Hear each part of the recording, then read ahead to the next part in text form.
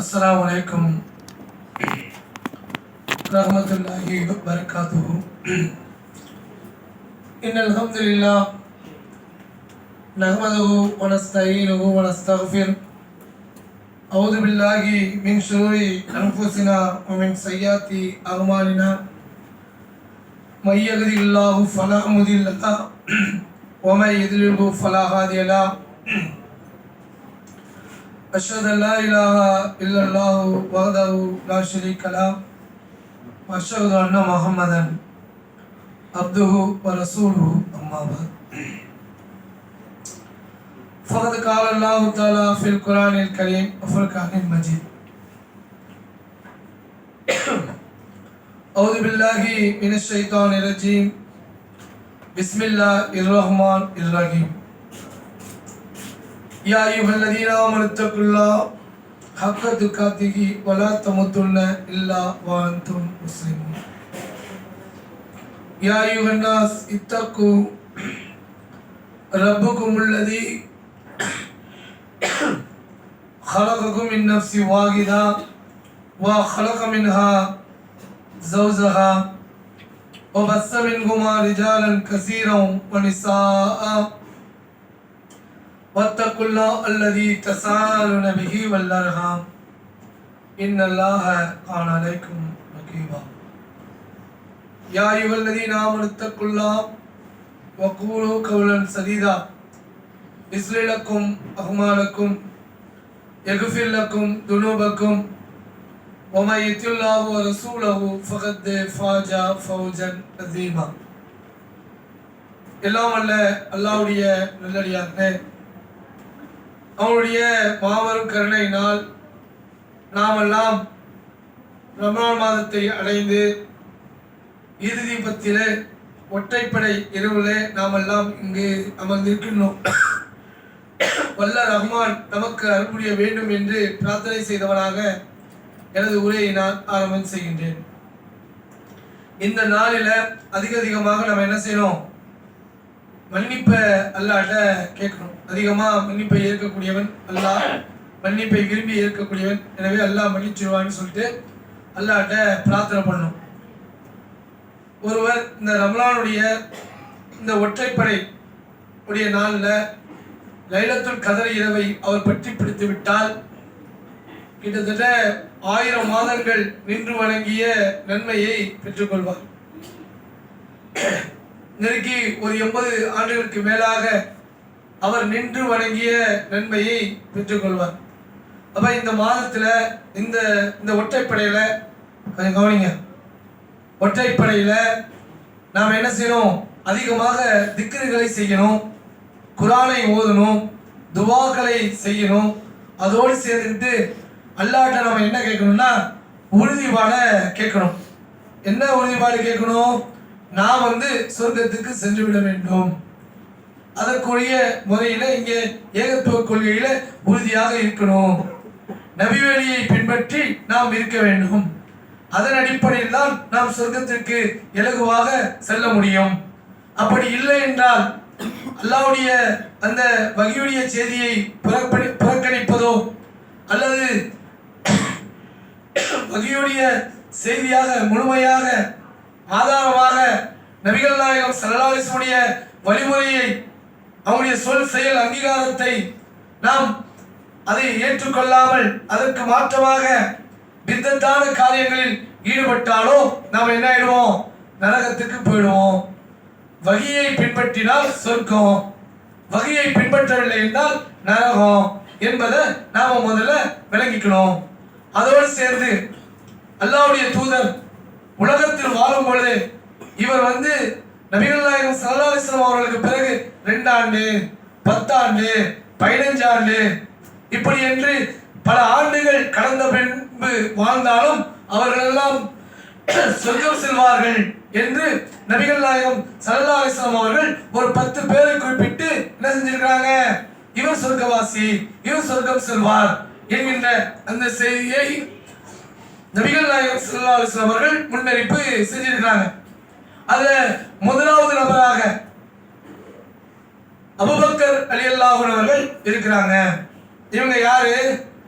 இஸ்லாத்தை ஏற்றுக்கொள்ளும் பொழுது முதல் நபராக நபியுடைய குடும்பம் இல்லாமல் கதீஜா அம்மையார் ஏற்றுக்கொண்டார்கள்.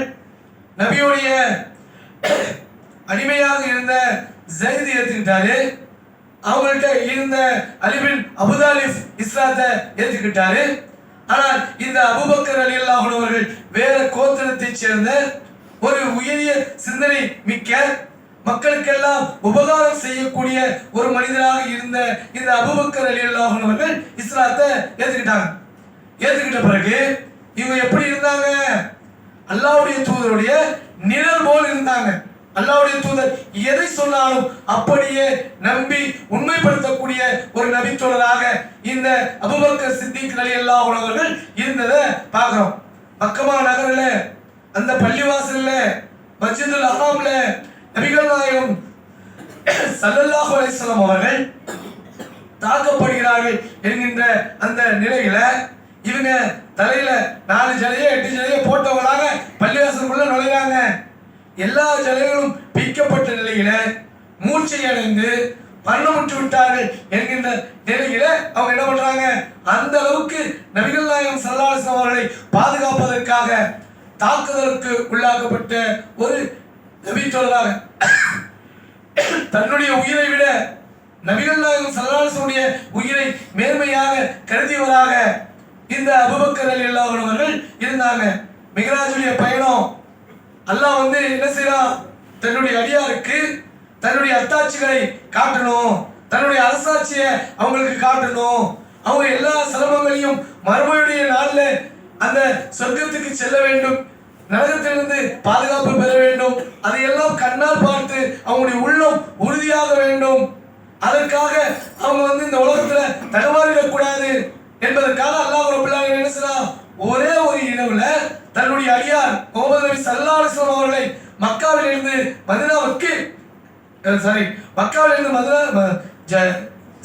ஜெருசலத்துக்கு சிரியாவில் இருக்கக்கூடிய மஸ்ஜித் அக்ஸா பள்ளிக்கு ஒரே இரவில் அழைத்து அங்கிருந்து வானுலகத்துக்கு அழைத்து சென்று அங்கே எல்லா அத்தாட்சிகளையும் பார்த்து அல்லாஹ்வுடைய தூதரும் திரைக்கு அப்பால் இருந்து உரையாடி விட்டு வந்த சம்பவங்கள் எல்லாம் இருக்கிறது. இதை உட்காந்துருக்காங்க எப்படி மக்கள்கிட்ட சொல்லணும்ட்டு.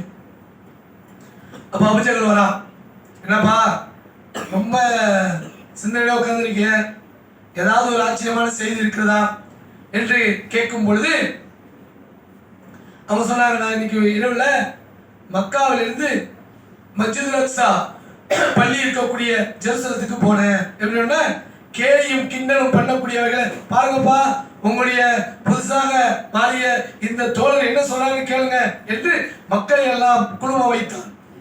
அதுக்கு பிறகு இஸ்லாத்தை ஓரளவுக்கு ஏற்றிருந்த சில மக்கள்கள்ல இந்த அளவுக்கு விடுறார கதைய ஒரு இரவுல போக முடியுமா அப்படின்னு சொல்லிட்டு பலகீனமான உள்ளவர்கள், அல்லாஹ்வுடைய ஆற்றலையும் வல்லமையும் தெரியாதவர்கள் இஸ்லாத்தை விட்டு வெளியில போனதை பார்க்கிறோம். அப்ப இந்த செய்தி அபூபக்கர் ரலியல்லாஹு அன்ஹு அவர்களிடம் சொல்லப்படும் பொழுது அவங்க சொன்னாங்க, 7 வானத்திலிருந்து இந்த முகம்மதுக்கு அல்லாஹ்வுடைய தூதராக ஏற்கப்பட்டு வகை செய்தி வருகிறது என்று நான் நம்புகிறேன். அவரை தன்னுடைய அருகாமையில் அழைத்துக் கொள்வது அது ஒரு சிரமம் இல்லை. ஒரு அடியாருக்கு செய்தி ஏற்படுது எனக்குன்னா அதை விட ஒன்றும் பாதகமான செய்தி இல்லை, அதுவும் எனக்கு தான், இறைவனுக்கு எனக்கு தான்.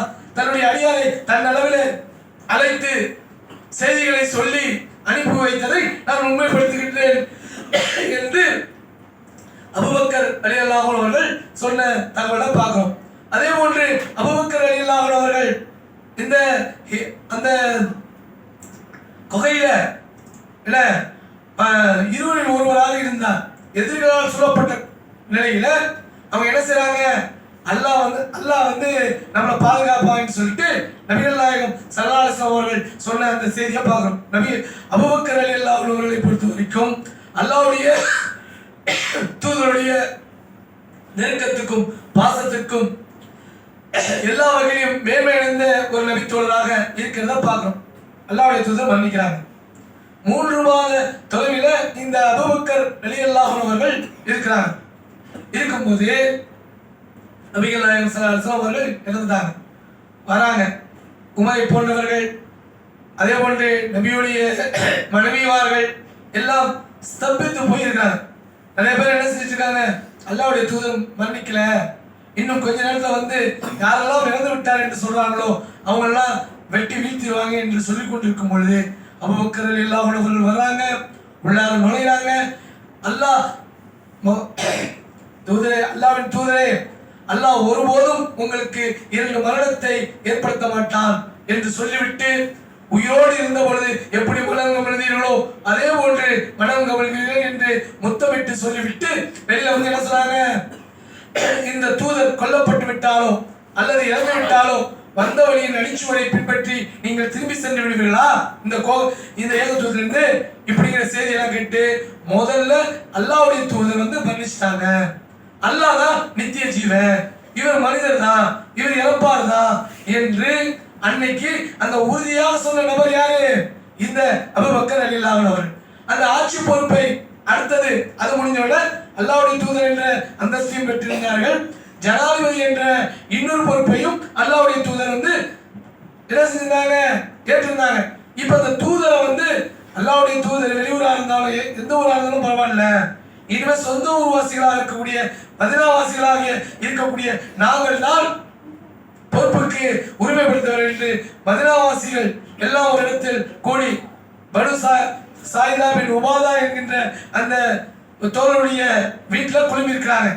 இந்த செய்தி சொல்லப்படுது, நாமளும் போய் பேசுவோம் அப்படின்னு சொல்லும் பொழுது அபூபக்கர் ரலியல்லாஹு அன்ஹு அவர்கள் சொன்னார்கள், வேண்டாம் நான் பேசிக்கிறேன்னு சொல்லிட்டு அபூ உபைதா பின் ஜர்ராஹ் ரலியல்லாஹு அன்ஹு அவர்களையும் உமர் ரலியல்லாஹு அன்ஹு அவர்களையும் அழைத்துக் கொண்டு என்ன செஞ்சாங்க, போய் அந்த ஆட்சிக்கு தகுதியானவர்கள் குறைஷிகளாக இருக்கக்கூடிய நாங்கள் தான், இதோ அல்லாஹ்வுடைய தூதருடைய திருப்பொருத்தத்தோடு மன்னிச்சாங்களே, சொர்க்கத்துக்கு நற்செய்தி சொல்லப்பட்டார்களே, அந்த 2 பேர் இருக்காங்க, உமர் இருக்கிறாரு, அபூ உபைதா பின் ஜர்ராஹ் இருக்கிறாரு, இவர்கள் ஒருவருக்கு நீங்கள் பையத்து செய்யுங்கள் என்று சொல்லும் பொழுது அபூபக்கர் ரலியல்லாஹு அன்ஹு அவர்களை பையத்து செய்ததை நாம பார்க்கிறோம். அதுக்கப்புறம் என்ன செய்றாங்க, அதுக்கப்புறம் இஸ்லாத்தை விட்டு வெளியேறாங்க, ஜக்காத்தை கொடுக்க மாட்டேங்கிறாங்க, நாங்க வந்து உங்களுக்கு கட்டுப்பட மாட்டோம்னு ஒவ்வொரு பகுதிகளிலிருந்தும் கலவரங்கள் என்ன செய்து குழப்பங்கள் உண்டாக்கக்கூடிய முயற்சிகளில் அந்த மக்கள் இறங்கும் பொழுது இந்த அபூபக்கர் ரலியல்லாஹு அன்ஹு அவர்கள் உறுதியாக நின்று என்ன செஞ்சாங்க,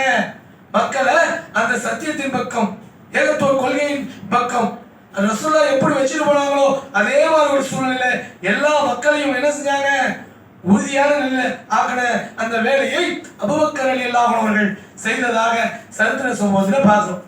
அதுக்கப்புறம் உமர் ரலியல்லாஹு அன்ஹு இருக்கிறாங்களே, அவங்க எப்படிப்பட்டவங்க, வாளை ஏந்தி கொண்டு அல்லாஹ்வுடைய தூதரை வெட்ட வந்தவங்க. பல நபர்கள் இஸ்லாத்தை ஏற்ற பிறகு இல்ல ஒரு பெரிய எண்ணிக்கையில இஸ்லாத்தை ஏற்ற மக்கள் வந்த பிறகு இந்த உமர் ரலியல்லாஹு அன்ஹு அவர்கள் 100 ஒட்டர்களுக்காக அல்லாஹ்வுடைய தூதருடைய கழுத்தை வீசி விடுவேன், வெட்டி எரிந்து விடுவேன் என்று சொன்னவர் இஸ்லாத்தை ஏற்கிறார். அதுக்கப்புறம் என்ன ஆகுறாரு, இந்த அபூபக்கர் ரலியல்லாஹு அன்ஹு அவர்களுக்கு பிறகு அவர் இஸ்லாத்தில் அவர் என்ன ஆகிறார்னா கலீஃபாவாக நியமிக்கப்படுறார். எப்படிப்பட்ட உமரே, அவர் வந்து அல்லாஹ்வுடைய தூதரால் சொன்னாங்க, எனக்கு பிறகு நபின்னு ஒருத்தர் கிடையாது, என்னோட நபித்துவம் முற்றுப்பட்டு விட்டது, எனக்கு பிறகு எல்லா தகுதிகளும் இந்த உமர் ரலியல்லாஹு அன்ஹு அவர்களுக்கு இருக்கிறத நாம பார்க்கிறோம். ஏன் ஒரு கனவு காண்றாங்க, ஆடையெல்லாம் இழுபட்ட நிலையில அறகுறை ஆடையில பல பேர் வரும் பொழுது மார்பளவு, இடுப்பளவு, கழுத்தளவு என்று வரும் பொழுது இவர் ஆடை இழுபட்டவராக வராரு. அதனுடைய விளக்கம் கேட்கும் போது அவருடைய அந்த மார்க்கத்தின் மீது இருக்கக்கூடிய பற்று அப்படிங்கிறத நபிகள் நாயகம் ஸல்லல்லாஹு அலைஹி வஸல்லம் அவர்கள் சொல்றாங்க. அதே மாதிரி இன்னொரு கனவு காண்றாங்க, அந்த கனவுல என்னன்னா நான் பாலை குடிச்சேன் என்று உமர் ரலியல்லாஹு அவர்களுக்கு கொடுக்கப்பட்டுச்சு, அது அவங்க நிரம்ப குடிச்சார். அதுக்கு என்ன விளக்கம் என்று கேட்கும் போது அது மார்க்கத்துடைய அறிவுன்னு சொன்னாங்க. பற்று ஒன்று, அறிவு ஒன்று, மூன்றாவதாக ஒரு கனவு காண்றாங்க, நான் ஒரு கிணத்திலிருந்து நீர் எடுத்துக் கொண்டிருந்தேன், என்னிடத்திலிருந்து அபூபக்கர் ரலியல்லாஹு அன்ஹு அவர்கள் பெற்றுக் கொண்டார்கள், அவர் ஒரு சில வாளிகள் தான் இறைத்தார், கல்புற்று விட்டார். அதற்கு பிறகு உமர் ரலியல்லாஹு அன்ஹு அவர்கள் அந்த வாளியை வாங்கி இறக்க ஆரம்பிச்சாங்க. அவர் இறைத்தது போல யாரும் இறைக்க முடியவில்லை, அப்பேற்பட்ட ஒரு தலைவரை பார்க்க முடியவில்லை. அங்க இருக்கக்கூடிய பாத்திரங்களிலும் அங்க இருக்கக்கூடிய அந்த பிராணிகளுக்கும் நீரூட்டி கொண்டே இருந்தாங்க. அவர் இறைச்சிக்கிட்டே இருந்தாரு, கைப்படவே இல்லை. என்கின்ற செய்தியை முன்னறிவிப்பு செய்றாங்க. இப்படி உமர் ரலியல்லாஹு அன்ஹு அவர்களை பற்றிய முன்னறிவிப்புல என்ன இருக்கு? அல்லாஹ்வுடைய தூதர் ஸலாஹித்து சொன்னதுல இன்னும் சில செய்திகள் என்ன இருக்குன்னா, உமர் ரலியல்லாஹு அன்ஹு ஒரு ஆலோசனை சொல்லுவாங்க. அல்லாஹ் வகை செய்தியாக அடுத்தது இறக்கி வைப்பான். உமர் ரலியல்லாஹு அன்ஹு அவர்கள் ஆலோசனை சொல்லும்போது அபூபக்கர் ரலியல்லாஹு அன்ஹு அவர்களும் ஆலோசனை சொல்லுவாங்க. ஆனால் அல்லாஹ்வுடைய தூதர் அபூபக்கருடைய ஆலோசனையை தான் ஏற்றுக்கொள்வார்கள். உமர் ரலியல்லாஹு அன்ஹு அவருடைய ஆலோசனையை ஏற்றுக்கொள்ள மாட்டாங்க. சிலர் கண்டு காணாம விட்டுருவாங்க. அல்லாஹ் ரப்பல் ஆலமீன் வகை செய்தியை இறக்கி கொடுப்பான். அப்ப அல்லாஹ்வுடைய தூதர் சொன்னாங்க, இந்த உமருடைய நாவிலிருந்து அல்லாஹ் பேசுகின்றான் அப்படின்னு சில ஆயத்து சொன்னாங்க. கனவுல சொல்றாங்க, கனவு செய்தியாக அவருக்கு உள்ள சொல்றாங்க. வகை செய்தி இருக்கும்போது அவங்க முன்னாடி சொல்லுவாங்க. அல்லாஹ்வுடைய தூதர் சிந்திச்சுக்கிட்டே இருப்பாங்க. அதுக்கு பிறகு அல்லாஹ் வசனம் இறக்கி கொடுத்துருவான். அதுக்கப்புறம் அல்லாஹ்வுடைய தூதர் சொல்றாங்க, உமரே நீங்கள் ஒரு வழியில் வந்தால் ஷைத்தான் அந்த வழியை விட்டு புறக்கணித்து விட்டு போயிடுவான். உங்களை கண்டு அவன் விரட்டோடிடுவான். ஷைத்தான் உங்களுக்கு என்ன செய்ய முடியாது? ஆளுமை செலுத்த முடியாது என்கின்ற அந்த செய்தியை நபிகள் நாயகம் ஸல்லல்லாஹு அலைஹி வஸல்லம் அவர்கள் சொல்றாங்க. இரண்டாவது கலிஃபாவாக தேர்வு செய்யப்பட்ட உமர் ரலியல்லாஹு அன்ஹு அவர்கள் எப்படி இருந்தாங்க? மக்கள் ஆரம்பத்தில் என்ன சொன்னாங்க? இவரா கடுமையா கோபப்படுவாரு, இவரை நினைச்சிட்டு போனீங்கன்னா நாங்க எப்படி விட்ட போய் எங்களுடைய அலுவலகம் பேச முடியும் என்று அபூபக்கர் ரலியல்லாஹு அன்ஹு அவர்கள் உமர் ரலியல்லாஹு அன்ஹு அவர்களை நியமிக்கும் போது அந்த சஹாபா பெருமக்கள் அச்சமுட்டார்கள். ஆனா அபூபக்கர் ரலியல்லாஹு அன்ஹு சொன்னாங்க, நீங்க இஸ்லாமில் உள்ளவங்கன்னா இரக்கம் காட்டுறீங்க, எதிரிகளிடத்தில் தான் கடுமை காட்டுகிறீர்கள் என்று சொல்லி அவர்களை நியமித்துட்டு போனாங்க. அவங்க ஆட்சி பொறுப்புல இருக்கும் பொழுது அவர்கள் காட்டிய அந்த உறுதி, அந்த நேர்மை, அந்த நீதி பரிபாலம் இதெல்லாம் வரலாற்றுல என்ன செய்றாங்க? எல்லாருமே பேசுறாங்க. அபூபக்கர் ரலியல்லாஹு அன்ஹு அவர்களை பேசுவதை விட நபிகள் நாயகம் ஸல்லல்லாஹு அலைஹி வஸல்லம் அவர்களை ஒட்டுமொத்தமா சிறப்பிச்சு சொல்றாங்க. ஆனா ஆட்சி அதிகாரம், நிர்வாக மேலாண்மை, அட்மினிஸ்ட்ரேஷன், அவங்க அந்த ஆட்சி செய்த முறை இதெல்லாம் உமர் அவர்கள் சிலாகித்து பேசக்கூடிய நிலையில இருக்கிறத நாம பார்க்கிறோம். அப்ப இருக்கக்கூடிய நிர்வாகில அவங்க என்ன பண்றாங்க? எல்லா மக்களுடைய நேசத்தையும் எந்த அந்த தோழரை நியமிக்கும் போது எதிர்ப்பு தெரிவித்தார்களோ அவர்கள் இறக்கும் பொழுது அந்த மதினமா நகரமே சோகம் கொண்ட நிலையில இருந்த அந்த சரித்திர சம்பவத்தை பார்க்கிறோம். எல்லா வகையிலும் மேன்மை பெற்ற ஒரு நபித்தோழராக இந்த உமர் ரலியல்லாஹு அன்ஹு அவர்கள் இருக்கிறத பார்க்கணும். அதே போன்று உஸ்மான் ரலியல்லாஹு அன்ஹு அவர்கள் இருக்கிறாங்க. அவங்க எப்படிப்பட்டவங்க?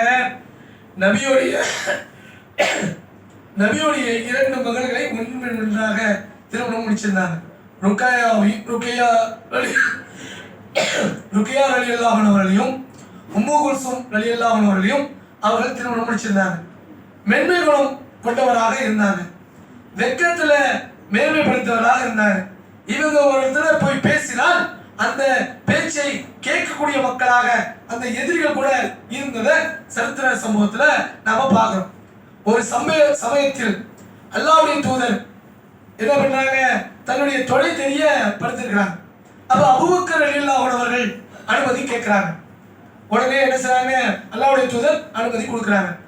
ரெண்டாவது உமர் ரலியல்லாஹு அன்ஹு அவர்கள் அனுமதி கேட்கிறாங்க. அப்ப அல்லாஹ்வுடைய தூதர் என்ன செய்றாங்க? உடனடியாக அனுமதி கொடுக்குறாங்க. மூன்றாவது உஸ்மான் ரலியல்லாஹு அன்ஹு அவர்கள் அனுமதி கேட்கும்போது அல்லாஹ்வுடைய தூதர் என்ன செய்றாங்க? அந்த தொலை தெரிஞ்சிச்சே அதை ஆடையை மூடுறாங்க. மூடிட்டு ஒழுங்குபடுத்திக்கிறாங்க. உடனே ஆச்சரியப்பட்டு, ஏங்க அபூபக்கர் ரலியல்லாஹு அன்ஹு அவர்கள் வரும்பொழுது நீங்க ஆடையை சரி செய்திருக்கல, உமர் ரலியல்லாஹு அன்ஹு அவர்கள் வரும்பொழுது நீங்க ஆடையை சரி செய்திருக்கல, உஸ்மான் ரலியல்லாஹு அன்ஹு அவர்கள் வரும்பொழுது நீங்க ஏன் ஆடையை சரி பண்ணீங்க அப்படின்னு சொல்லும்போது, எந்த உஸ்மான் ரலியல்லாஹு அன்ஹு அவர்களை பார்த்து வான தூதர்களே வெட்கப்படுகிறார்களோ அவர்களை பார்த்து நான் வெட்கப்பட வேணாமா, அதனாலதான் செஞ்சுக்கிட்டேன் அப்படிங்கிற அந்த செய்தியை சொல்றாங்க. அதே போன்று இன்னொரு அறிவிப்பு என்னன்னா, ஒரு கிணற்றுல நபிகள் நாயகம் ஸல்லல்லாஹு அலைஹி வஸல்லம் அவர்கள் உட்கார்ந்துருப்பாங்க. அப்போ முதல்ல அபூபக்கர் ரலியல்லாஹு அன்ஹு அவர்கள் அனுமதி கேட்பாங்க. அப்ப அனுமதி கேட்கும் போது அல்லாஹ்வுடைய தூதர் சொல்லுவாங்க, அவருக்கு அனுமதி கொடுங்க, அவர் சொர்க்கத்துக்கு உரியவர் என்ற நற்செய்தியையும் அவருக்கு சொல்லுங்க அப்படின்னு சொல்லுவாங்க. ரெண்டாவது உமர் ரலியல்லாஹு அன்ஹு அவர்கள் வருவாங்க. அவங்களுக்கும் அனுமதி கொடுங்க, சொர்க்கத்துக்கு நற்செய்தி சொல்லுங்கன்னு சொல்லிட்டு அனுமதி கொடுக்கப்பட்டு அந்த நற்செய்தியும் சொல்லப்படும். மூன்றாவதாக உஸ்மான் ரலியல்லாஹு அன்ஹு அவர்கள் வருவாங்க.